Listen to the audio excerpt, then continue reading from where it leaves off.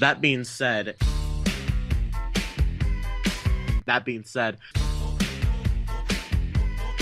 that being said, that being again. That being said, Hammer time. Well, I'll just sneak my way in. Pirate Bay, if you want to check it out. I like seeing movies in the theater. But it's in HD as well. It's Look, I won't lie. I may have chappied Star Wars for the 4th time today. Just 'cause I feel like watching it. And yeah, look, I've already seen it 3 times, but the movie has at least $30 of my money. So that's also on Pirate Bay. It's a dodgy bootleg copy, but you know. I don't know how to use Pirate Bay, and besides, the one I'm using is dubbed over in Indian, so that's okay. You know, the first time he engages in what they call BDSM, which actually isn't, I don't think. You know, you're watching, like, you know, this is actually kind of, I don't want to say arousing. It's actually kind of tantalizing. It's very intriguing to watch on screen. And I think, they shot that really. Don't feel awkward talking about this, Trey, because me and Trilby, we're here with you.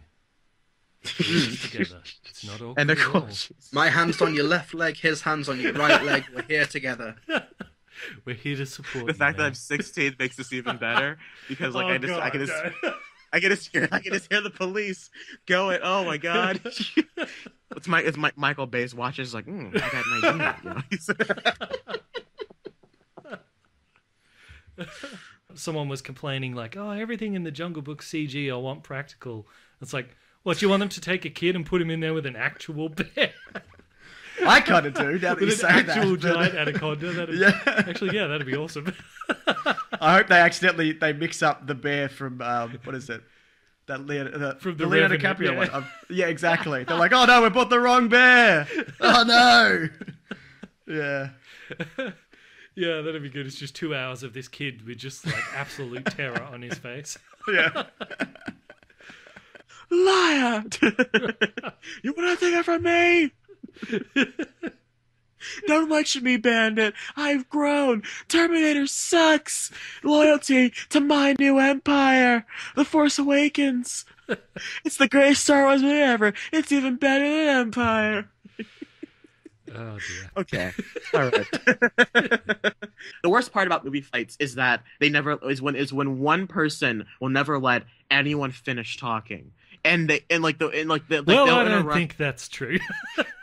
Sorry, I just had. Which is a lot what happens here, but Sorry I think to it's a interrupt, much more Trey. Please continue. problem. It's like I it's promise like I when won't you, interrupt again. You dick. There's some good lines though, like when like the sister at the start when the parents are like, he doesn't feel well, and she goes, yeah, good one. Dry that one out, and you could fertilize the lawn.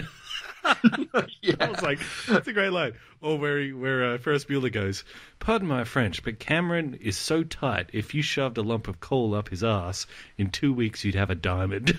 Yes. You do Christopher Walken, I'll try and do Kevin Spacey. I'm just going to sit back and watch. Brainiac, or something like that. I don't know, you do the Christopher Walken one. I don't That was the worst impression I've ever heard in my life. Oh my god. Was it so funny? I'm gonna shoot a laser through the planet because I'm Brainiac.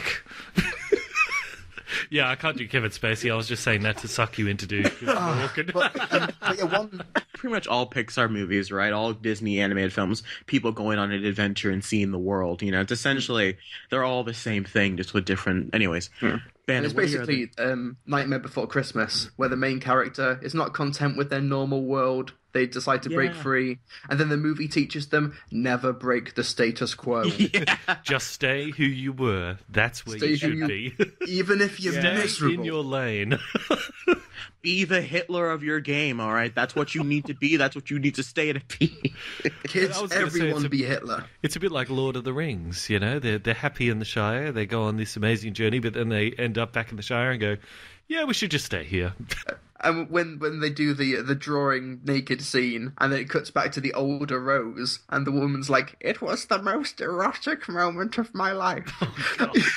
Never have an old lady say the word erotic, ever. But But it's not exactly related to the film, but I'm annoyed how the Titanic movie has become such a huge cultural thing that people forget that it was a real event. And I was at a gay pride festival like 4 or 5 years ago, and there was a inflatable slide that was a sinking ship, and at the top of the ship it said Titanic.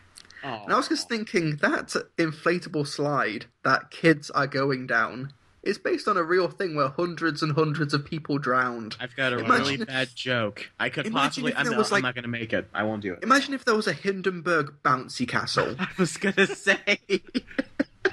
That's honestly what it's like. A 9/11 jungle gym in like 50 years. That's always going to be my joke. An Auschwitz oven. Yeah. Kids can't have fun with that. An easy bake oven. There was like easy bake ovens. What have we become? I think that was the first time I ever saw. I think that was when I saw. When it was re-released, I went and saw it again, and I think I hated it even more. I think it was most awkward because I went and saw it with my grandma, and and she's like, "It was the most erotic moment of my life."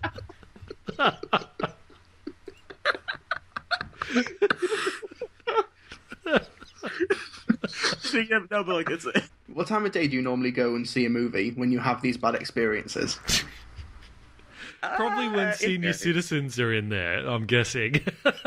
It varies. I try to go in evenings, especially. I'll usually go on a Sunday night if I'm going to see a kids movie. Just because... I guess I thought Trey's watching The Revenant, and there's an old couple in the cinema, and DiCaprio crawls inside the bear, and the woman says, "It was the most erotic moment of my life." I'm sorry, it's 2:00 in the morning here. I remember when I first told my mom that I was recording with Bandit Incorporated. I remember her reaction was she wasn't happy. That's neither here nor there. We had that conversation where I thought you were like 20, and then in the podcast on like the 4th episode, you mentioned that you're 16, and I was like, ooh. What? No. I was like, I could get in trouble now. You think I'd be on Law and Order? So your head's on the chopping block too, Trilby. So it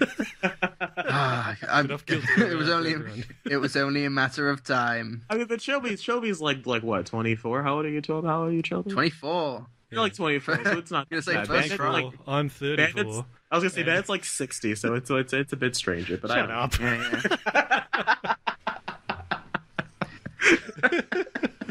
Did he lose his nose, Voldemort? Which movie? There's not a specific scene dedicated to the loss of his nose. Oh, really? It's just what his face looks like. Yeah. I always thought they're going to do like Harry shoots his nose off with a laser or something. It was like Patromo and shoots his nose off or something. Patromo.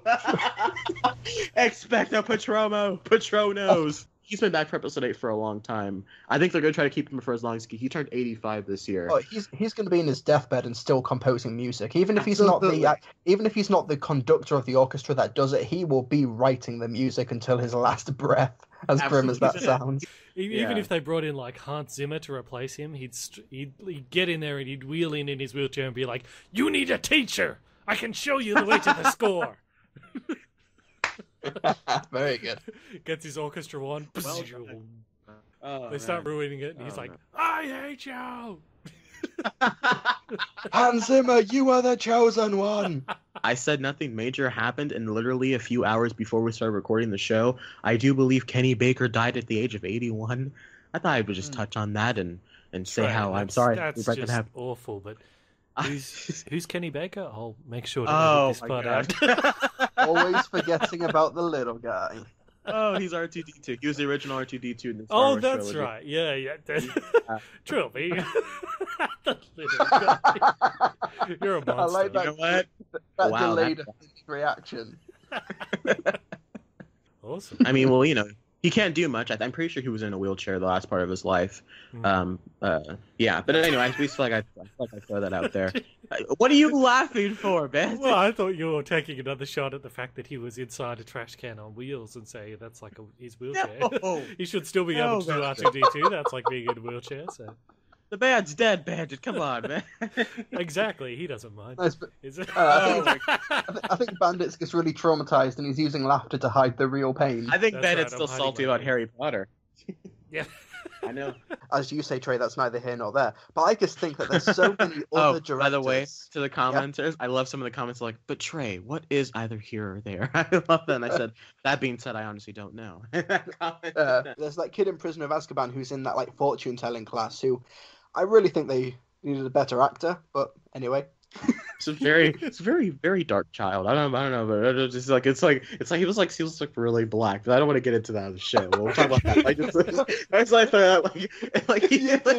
If you did a written review of that film, Trey, I can imagine one of your negative points being one of the kids was too black. It's like it's not the fact. I don't have a problem with it being black, but it's just like he's really black, and the color palette of the movie is like this like kind of white yellow in that scene. Yeah. So it's kind of like. It's kind of like he looks like even blacker because the color palette's dark, but no, whatever. No, guys, I don't have a problem with him being black. This guy was just really black. Really black. I know that sounds awful. That sounds horrible. It's like I painted my own kind. I don't know. I feel like because I'm black, I can do this without getting yelled at. So I'm trying to get this off my chest now. Harry Potter 3 and 4. Oh man, with the black kid. Harry Potter and the black kid. Can this be your segment of the week? Trey's issue with the black kid. Oh my god. Okay. I'll be there opening day. I'll be there with my Lupin cosplay and my Gary Oldman wand, which I actually own. That's awesome. I'll be there as a very, very black kid. I'll be Dean Thomas. Because I'm one of 3 black kids in Harry Potter. And when people ask you who you're cosplaying as, you give them that reference. With some tea leaves and be like, black can be anywhere, yeah. Yeah, one of the darkest omens of our world.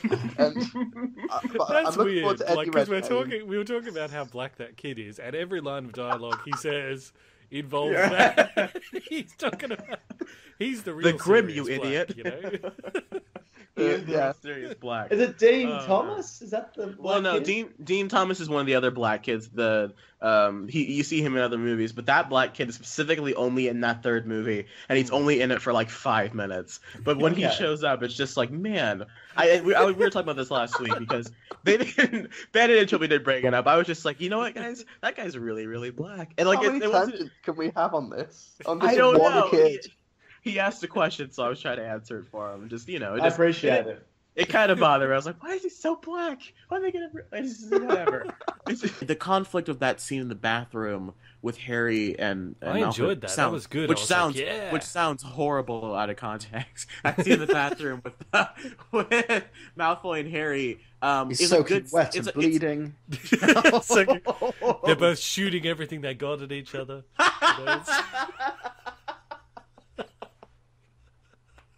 And then when Snape comes in, things really get in. Snape comes in to clean them all up.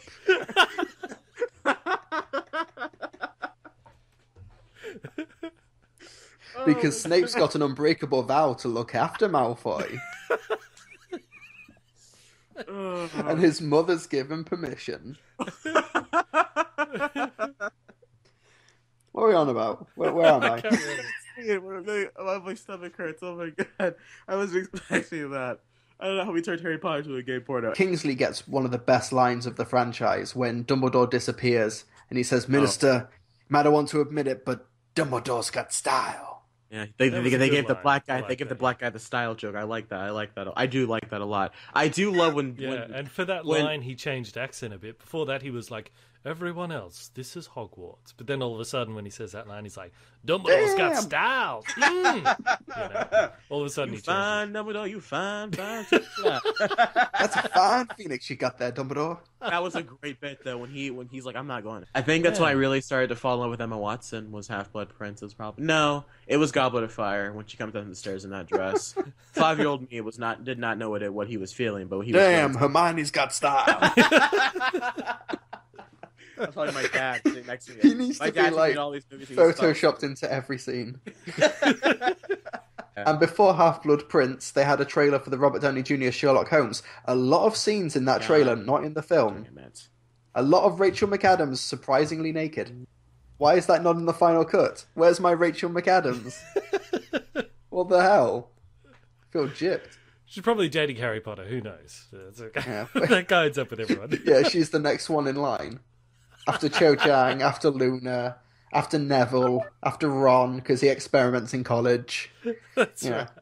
After Snape, because of what they did in the toilet with Malfoy. Yeah. Harry Potter's got style. He does have style. This last year, maybe year and a half, for me, Star Wars has been not only an entertainment device, but a coping mechanism. I have dealt with so much, I almost swore again, with so much crap in my life in the last year and a half, 2 years, that, when I've discovered this world of cinema, the world of entertainment, YouTube, and more importantly, when I've discovered Star Wars and just how wonderful the whole thing can be, it has been my way to help me get through this thing, along with, my YouTube career, and you guys, the listeners, and you, Bandit, giving me this podcast, featuring my video on your channel, allowing me to distract me from my world around me. And so Star Wars has been that, Star Wars has been that thing that has kept me going through the few years. And I really hope the movie doesn't suck, because I would like it to keep me going, for a long time. That being said, thank you all for watching. Well, that was really nice. Thank you all. I think you're safe. I think the movie will be okay. That's what I'm hoping for. Thank you, and thank you all. Well, that's really...